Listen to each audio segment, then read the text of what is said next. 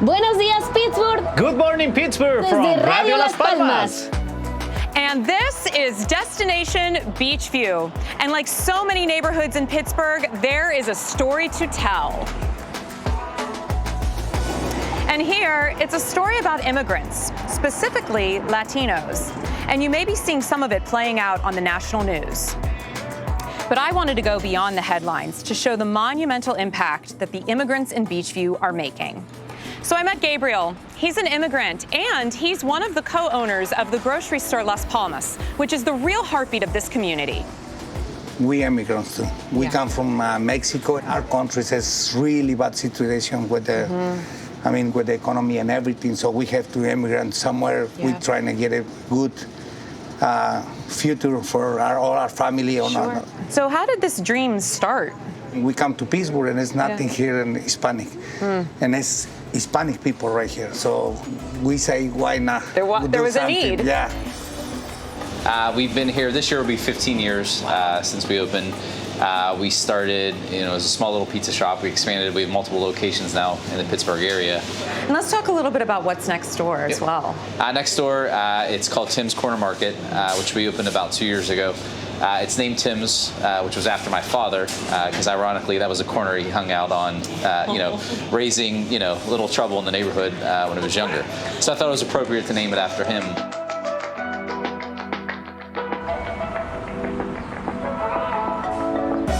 We went from serving about 400 people a year to close to 6,000 people a year in a very short time frame. So the community is growing, which means the needs are growing. And we just needed some place for us to have as like a base.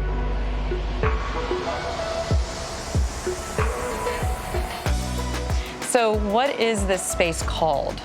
Well, this is the Pittsburgh Hispanic Development Corporation. So if you wanted to understand a little bit more, we're a CDC, so it will be an equivalent to the East Liberty Development Corporation, the Oakland Development Corporation.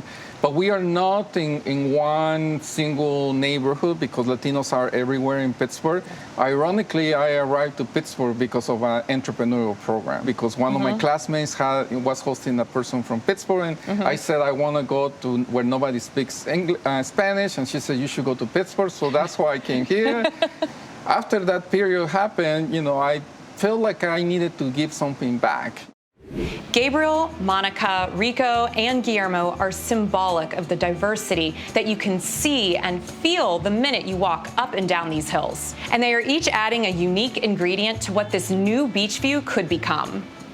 What are you really looking forward to being here in Beechview? We really want to be here. We want to be here because it's easy to get to. The train is here. I mean, I go to church across the street. There's a Spanish Mass there. There is chicken Latino, this Peruvian chicken. It's so amazing. We also have a great deal of Mexican and Central American foods. My mom was from Guatemala, and so there's a great Central American restaurant down the street. Las Palmas really changed the landscape here and in every neighborhood that they've opened a store. We have people coming from Venezuela, El Salvador, Honduras, all around really. Yeah, the whole everywhere. region. Yeah. So we need people, we need the staff to people, they feel like they're in their country, They feel. We know it's not our country. Right. We know, but we come to work. And then, little piece maybe, if you get a salsa or maybe milk or something from there. Feels like you're feels home. like, oh, good, get home and get something. It's the hub. Yeah. We try. Food is love, right? Yeah. We always need food. That's it. Always. That's it. We always need food and we always need community. And drink. And that's the next show. Food was always important in our family, just like a lot of bigger families. We're a big Italian family, brought everyone together, to argue over who made the best meatballs. So I saw some photos upstairs. Are those of your family, and how long were they in this neighborhood? Yeah, my uncle still actually lives in this neighborhood. My family's from Pittsburgh. They immigrated from Italy, and then they decided to set up shop here in Pittsburgh. But they moved to Beechview. My grandmother, the house that she grew up in was the house she was born in. The population of Beechview is declining and trending down, but the population of Latinos here, well, that's going up. And to serve that population, of course, there are restaurants and lots of new businesses popping up. And there was something that really surprised me. We also saw that there's a radio station here, which is amazing, right inside the store. Well, we identified that there is a need for the Latino community to have like a little bit of entertainment, information, education, and of course, good music. And we didn't have any other place where the Latino community can go and refer themselves and feel identified. And who doesn't want to be seen and heard in their own community? And anyone who thinks that these new neighbors are all coming from one place, I mean, you'd be surprised. We have people from Mexico, from Guatemala, from Nicaragua, El Salvador, Honduras, Colombia, Venezuela, Argentina, Brazil. You cannot imagine how many people from Brazil are here in Pittsburgh. And we've already talked about the growing Latino population here, but it's really important that we talk about the impact of that. We all know change can be hard, especially in a neighborhood where people have lived for generations. You know, it was a challenge in the beginning because obviously nobody, or sometimes when we see something new, we don't like that, Yeah. or you know, something that is challenging. And so obviously there was a little bit of hesitation. I grew up here. I lived here for 30 years, and then I moved for 20, and I came back. Pittsburgh's like that. It's like a boomerang. Since I came back, it's totally different. Yeah. The neighborhood has changed. Yeah. We have a lot more Latinos here. Yeah. So, which it's great. You know, I mean, nothing's run down. The properties are all still nice, but the lack of communication is hard. And Dave is right. There is a struggle to communicate here, even though people are trying. And still, when it's hard to communicate, it can be hard to understand your neighbor's concerns. And right now, there's a lot of them. Unfortunately, because of the political climate that we're currently in, we had to move into a more safer, secure area. We started to get what I call little love notes, but they're not, on how unwanted we were. What concerns you? What are you hearing from the community members? Who's being threatened? How is that impacting what you're able to do at CASA?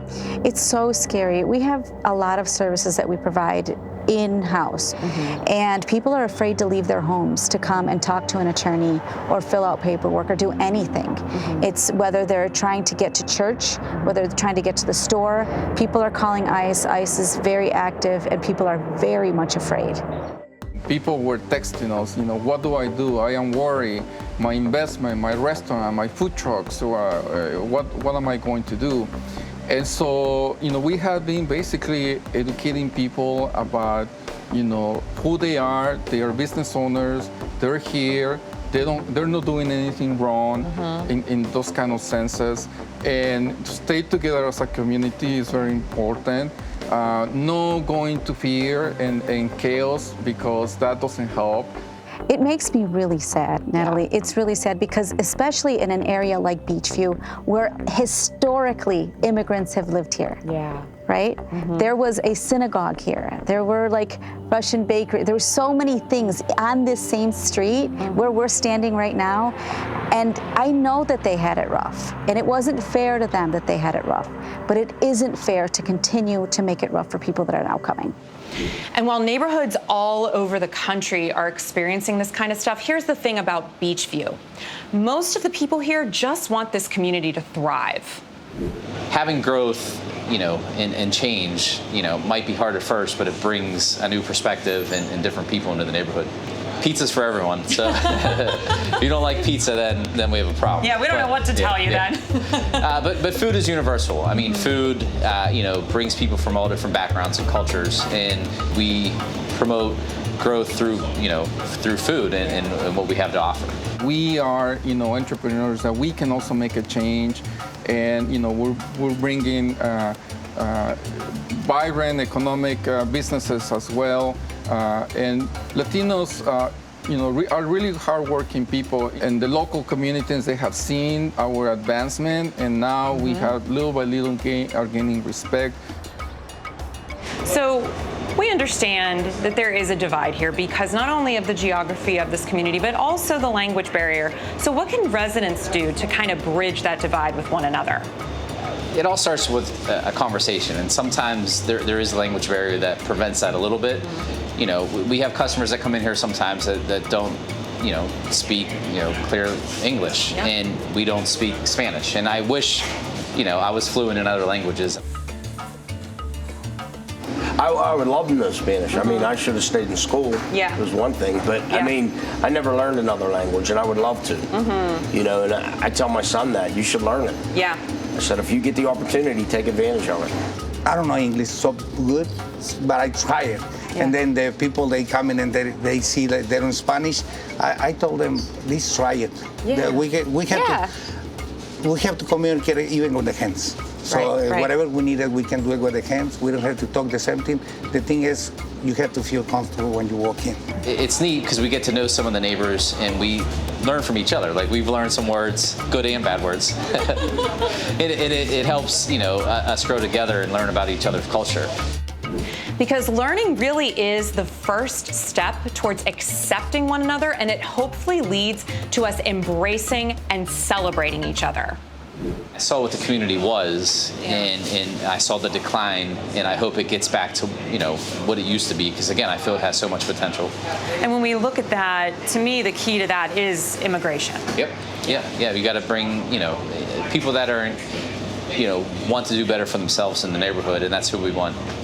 You have something on the horizon with this amazing rec center. Can you talk about this a little bit more? Sure. I mean, it's going to be for the community. It's all of the needs of the community that we can handle will be there. We're going to have classrooms and meeting spaces, and the bottom floor is going to be a health center. It's really, really, really bringing services that folks here, both Latino and non-Latino, that they can have in their backyard. So I'm super excited about it. And anybody can come and use these services. Anyone. We are inserting families faster. We're educating families.